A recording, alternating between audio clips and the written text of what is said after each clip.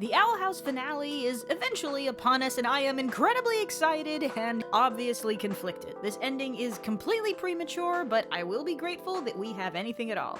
Last year, we got the first episode of Season 3 of The Owl House, and it was glorious. Everything about it. Seeing everyone's reactions to the human world, Vi seamlessly integrating into the gang and how well she's thriving, Camilla's secret tricky stash exposed, getting to the core of Luce's emotional struggles, and seeing Hunter come more and more out of his shell and truly embracing happiness before Belos ruins everything again in a glorious showdown before finding their way back to the Boiling Isles, with Camilla leading the pack. Also, giraffes are, demons, I guess? Is that gonna be important? This is about as perfect as an episode of Owl House as there ever has been. Now, episode 2 has come out, and it gives us a lot of the things that we've been anticipating. Catching up with how the rest of our Owl fam is coping, the reveal of Luz's staff, which was pretty much what everyone had theorized it was gonna be, but it was set up and hinted at so well that people were still really happy to see it. Confirming that you don't need to contrive a drastic surprise out of nowhere just to shock your audience. But we also learned a bunch of stuff about the Collector, Huntlow becomes canon, and then there's some minor skirmish at the school with a bunch of characters I don't care about, and Kikimora turned out to be a massive disappointment for a character with so much screen time. I get it, you want to prove that not every villain can be redeemed, but there needs to be something more to the character than that. Only that it's thematically consistent with villains trying to fulfill their fantasies at the expense of everyone around them, here retrying to be a successfully manipulative number 2, which she can only do by taking advantage of traumatized children, making her both horrible and laughably pathetic. So now it has come time to speculate upon the finale. So this is my attempt at a rapid-fire finale theory video, where I make a bunch of wild speculations based on limited evidence, and then immediately explain why they probably won't happen. The creative mind undone by the practiced critical nitpicker. Truly a coward's move so that I can feel accomplished whether the theory is true or not. There are some nice certainties, like the Clawthorns being descendant of Evelyn and Caleb. We all basically know, between Caleb being a woodcarver, Ida's father's near-identical palisman, it's honestly more of a bigger question on, because of the shortened season, whether or not they'll have time to bother with that reveal. And the same goes for an extended flashback of Caleb and Philip. The only reason this might not be true, along with most Owl House theories, is because of the dominant Owl House theme of making fun of these kinds of twists, and its emphasis on normal people being able to save the world without a destiny or a prophecy or a familiar genetic reveal. These theories are a little unrealistic. It's obviously your mother as a teenager sent forward in time to train you in the ways of witchcraft. But it's also not as though the Owl House itself hasn't indulged in some of these conveniences. I mean, King is the son of the island, presumably. Though it itself is an example of House implying something we think is obvious only to have it be the complete opposite. But one thing we absolutely know we're going to get, maybe the biggest thing that everyone is anticipating, is Ida meeting Camilla. So let's start with the last note of the last episode. What is going to be the Collector's new game? It's obvious that he is jealous of Luce and the bond that she has with King, as well as Ida, more angry at her being back than the news of King's possible betrayal. So a Battle Royale style game is a decent guess to get them all to go after each other, though it seems unlikely that he would do a game where he himself isn't the participant, because from his years behind the glass, I don't think he'd be satisfied with just watching. So this alludes to the already given suggestion of capture the flag of the two of them versus everyone else, putting pressure on King to pick sides. I wondered if he'd pull a kind of game of deceit in which he tried to pit them against each other by disguising himself, but apart that he has this whole thing about liars, being a child, he's a little bit too straightforward, and even if he tried that, he'd probably be very bad at it. And there's a slight chance that he may even employ the Titan Trappers, as they are followers of the Collector. That's assuming that King didn't kill them when he blew up their island. Now, let's not kid ourselves, we are all fairly confident that the Collector will be taken down by the lethal combo of Talk no Jutsu and the power of friendship. Even if this wasn't Disney, they probably wouldn't want to kill a child. And all the evidence given in the last episode and before alludes that the Collector's biggest exploitable emotional crutch is that he doesn't want to be alone. And while King opts to be the one who can most relate to him as the last of his kind, the real one to reach him will likely be Luce, and not just because she's the main character, as King has had a family member that supported his fantasy, but Luce understands what it's like to feel as though she has no one in her corner who gets her. But even better than that is to have the Collector's final boss be Camilla, who can offer both understanding and discipline. Appropriate that the Trekkie be the one to take down the Child of the Stars. Especially because that would imply that Odalia actually could have saved the world if she knew how to act like a mother for 5 seconds. Haha, Odalia is not an Amity's family picture. Relating to him is one thing, but to get him to not be a selfish shit and give a crap about how his actions affect others is the real challenge. Every time King tries to talk about his behavior, he deflects it as not a big deal. I'm just playing pretend. And it's certainly possible as an immortal that he literally doesn't understand mortal pain or suffering. It seems like there's hope for the Collector, as unlike the others, he didn't want to exterminate the Titans, and even seems to have some sadness regarding their passing. But this isn't any real evidence of respect or care for other sentient life. You're talking about a kid who gave Belos instructions for a mass genocide, and only stopped it because King said they needed a lot of players. As a child immortal, he likely only perceives others' pain in obvious ways, and doesn't see how turning people into toys is hurting them. I do hope in an effort to make him get it, someone tries to connect how being Dressrosa is a worse version of him being trapped in the glass. Chances are the strategy will come down to people are more willing to play with you if everyone is having fun, and people aren't having fun if you're threatening them or punishing them every time you don't get what you want. If you keep being mean and greedy, no one will want to be your friend. It's basically gonna be that. And that's aside from the barrier to overcome that this kid currently thinks that his one friend betrayed him right after he was lied to by the last person he trusted. This kid is not gonna be up to talking to or trusting anyone. In fact, in a direct callback I kinda want to happen is him reiterating his liar, liar scream, but in a much more ominous and terrifying way. But even if they manage to talk him down this time, it will not work forever. Some might remember a previous all-powerful chaotic being that was talked down into humbling himself for the sake of friendship, and you might remember that didn't actually work out too well. Even without considering the multiple betrayals, Discord was a giant asshole even in friend mode because he was still all-powerful and hardly anyone was able to enact any consequences on him. There's still no guaranteed sense of safety. His strength is so insurmountable that he could kill people by accident without even meaning to, and all it would take for him is one day to be in a bad mood to do it deliberately. Talking isn't gonna be enough. We really need the Collector to be depowered. King already has the power to potentially keep the Collector in check, but we're also unsure what Titan's power exactly does to the Collector. Does the power kill them off completely? Is it just neutralizing one DBZ blast, or can the Titans completely rob Collectors of their power and even their immortality? Either case, King likely will have to use his neutralizing power at some point, and even trapping him in the glass isn't completely out of the question. King only mentioned that it wasn't a permanent solution, but it could serve as a really good timeout corner, considering how easy it is for King to take him out of it. And speaking of Titan powers, aren't the glyphs technically Titan magic? Magic is a gift from the island. Was the Titan preparing for Luce to fight the Collector? Believe me, I don't want there to be a sudden MacGuffin that fixes everything, but... My great-grandmother told me about a human who once lived here, but one day he just vanished. Rumor has it he left something in the library. I mean, is she not talking about Caleb? And does that mean that Caleb left something in the library? What about that secret room that Amity found? But there's a potential other complication to this plan, more than just Belos. In King's Tide, Kings overhears the Collector seeming to argue with another voice. He wouldn't lie. He wouldn't. I want to play a new game. Then Ida's owl going into rage mode at the sight of them. Is it because they're a Collector or the Collector? You can't run away anymore. So the Collector might have dual personas, visually cued by the whole half-face thing with the sun and the moon, a light and a dark side.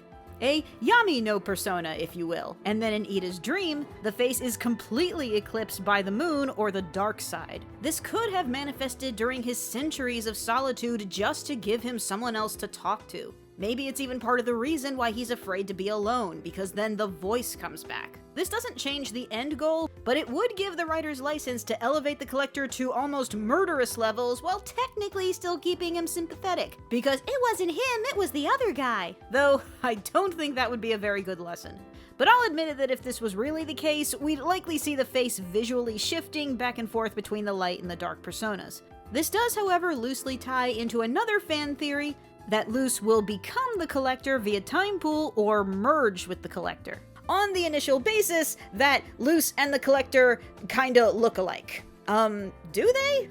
Are you sure that that's not the Owl House's consistent art style? Even if they have similar hair silhouettes complete with Luce's Season 3 cap, the eye shapes aren't the same, the face shapes aren't the same, the nose shapes aren't the same, and they aren't the same size. So, probably not. However, I do think it's deliberate that they do plant some aspects between Luce and the Collector that are very similar. Both of them are outcasts. At their core, one of the most important things that they want is companionship.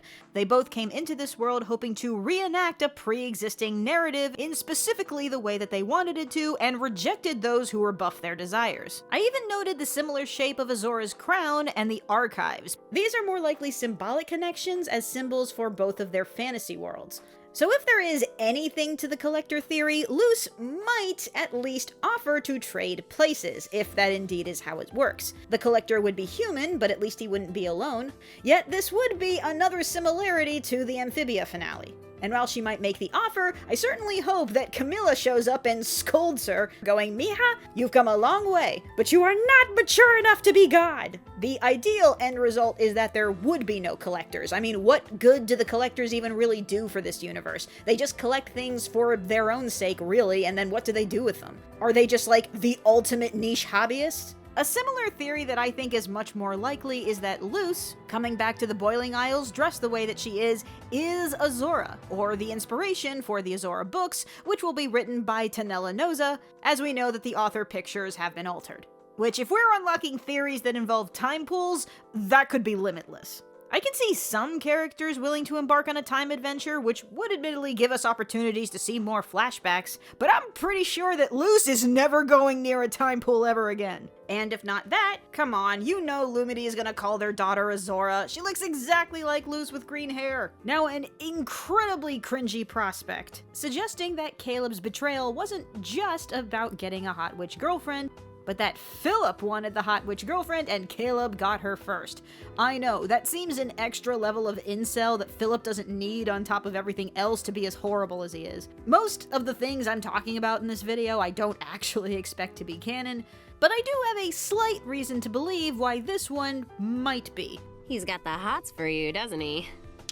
We've noticed all throughout this series that it is clearly influenced by, but also constantly throwing shade on, redacted fantasy series, including in the most recent episode. It's not like a swarm of ghosts will inexplicably appear if you say his name. Which would also explain the fight in the school in this episode existing the way it does. It is pretty clear how Bellows is a homage to Ralph Fiennes' character, but this would also make him a representative of worst teacher McGreasy, showcasing that being obsessed with a woman for his entire life doesn't make him some sad, tragic, romantic hero. This would reveal that character as a pathetic, vindictive cockroach that was so consumed by his obsession that he feels emotionally justified for his hatred and vitriol for the one that actually got her, as well as the harassment and torture of his descendants just because they look like him. So I want to see his brother's newest clone get together with his hot witch girlfriend and then dissolve into the pile of bitch that he is. However, if that was the case, you'd think we would have seen pictures of her in his mindscape, but a couple of those pictures are scratched out completely, though this also doesn't attest for the suspected multiple years between when the brothers first came to the Boiling Isles to Caleb's death. But it's still probably unlikely, if nothing else because of the line, "I tried to save your soul," which doesn't really sound like jealousy, just classic religious extremism, which admittedly does often come with denial. But more likely than either of those, it's because Philip's behavior and inclination gives the impression of a scientist, which in the 1600s might as well have been a witch. So he leaned extra hard into the witch hunter practice because an effective way to avoid being bullied is to band with the bullies to bully someone else. Classic internalized homophobia. Which would also explain why Caleb's choice to be with a witch felt so traitorous. It was like confirming what the villagers had always thought of them. But obviously a major player in the ending is the figure in the portal realm, the reigning theory of which is that this is the spirit of the Boiling Isles, as in close-ups it vaguely resembles a titan, which does make sense given the repeated instances about the island helping Luce and hindering Philip. But tiny little potential hiccup in that theory, or at least a possible alternative, the closest canonical thing this looks like is a Titan Trapper. But other than Tarek and the Pinata, no other Titan has wings like that. Though trappers aren't perfectly known for their accuracy. Of course, Titans likely all have unique design, and maybe the island isn't his dad, maybe the figure is a sibling. But possible alternative, the hazy close-up images do look like a pale face and dark eyes like a Titan skull. But you know what that also describes? The Owl Beast. So, anyone else notice how the entire show is called Owl House and we know very little about the Owl House? How Ida came to live there and how she still seems to know so little about Hooty? But we have seen those gold engravings of what people say looks like an owl deity, of which Hooty could be a servant or guardian, or possibly Hooty's final form. Whenever we've gotten the color gold, it usually has a connection to the Clawthorns, owls, or Caleb, including the original Golden Guard, which looks vaguely like an owl. I'll do anything to save humanity from evil. A color, of course, that Bellows eventually hijacked for himself. And when Ida makes peace with the owl beast amongst a golden sea, there's this heavenly aurora. But this character also appears to be bipedal. This character has 2 eyes, the owl deity has 1 eye, and that 1 eye is really important. But I definitely think that that owl deity is going to play a role because they introduced that graving in the first episode. It absolutely has to be important. Of course, there's also a chance that this creature is nobody, but a messenger for the entity that actually wants Luce's attention. Still kind of a coin flip between the owl and the titan. Finally, once the two are dealt with, between the human world and the demon world, where will everyone live?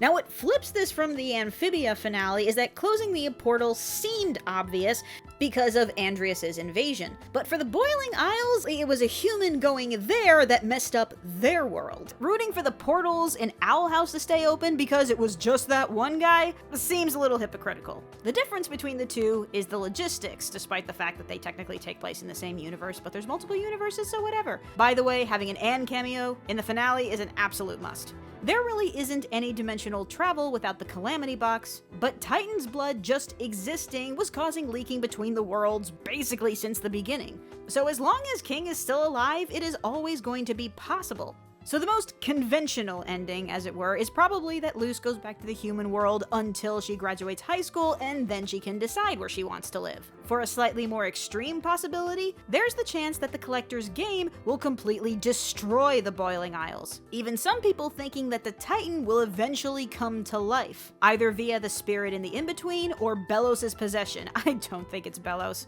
I don't think a sentient bowl of pudding has the strength for that. Oh, but bringing the Titan to life could be the Collector's new game, if you wanted to show up the Attack on Titan finale. But either way, the Isle will become uninhabitable, meaning everyone will have to move to the human world or other dimensions. And then gradually, magic will eventually die. Sea Star? That's how you do it. Or it would be the end of magic if it wasn't for the Palistrom Seed. But that would imply some troubling things about King's future. And depending on whether the Collector becomes human, I think it's appropriate that this ultimate problem child be raised by 2 other problem children. But if not that, they'll probably adopt Hunter because they are technically related. So Animaniacs, tell me, what are you gonna have on your finale bingo card? But one last note. I'm sure the finale will be great, but I'm also sure that it's not going to satisfy everyone. There will be questions left unanswered, and there will be characters that we don't see enough of. There is a difference between expressing disappointment and unnecessary vitriol and harassment. Put this on a placard. Creators do not owe you confirmations of your fan theories. And please, repeat this sentiment as often as you have to when the finale of Attack on Titan gets here, because we don't need to go through that again. Either way, thank you so much, Dana Terrence, for giving us this amazing show. We are ultimately lucky that we got any of it at all. Okay, random observations that may have consequences, I don't know yet. The pictures in the archives are torn up, but it wasn't Ida because it's on the other side of the line. But they're also like the same pictures that are like right down the hall, and those aren't torn up, so it's like, What? Since this episode is a continuation for the events at Halloween, this means that Luce, has been running on no sleep. And I find it interesting how everything on the Isles is named after a body part except Eclipse Lake. Zora's tears fell on the frozen prince, bringing him back to life. It just feels a little unrealistic. Can you hear me? Sequestered in a darkness like unto death, the dulcet tones of an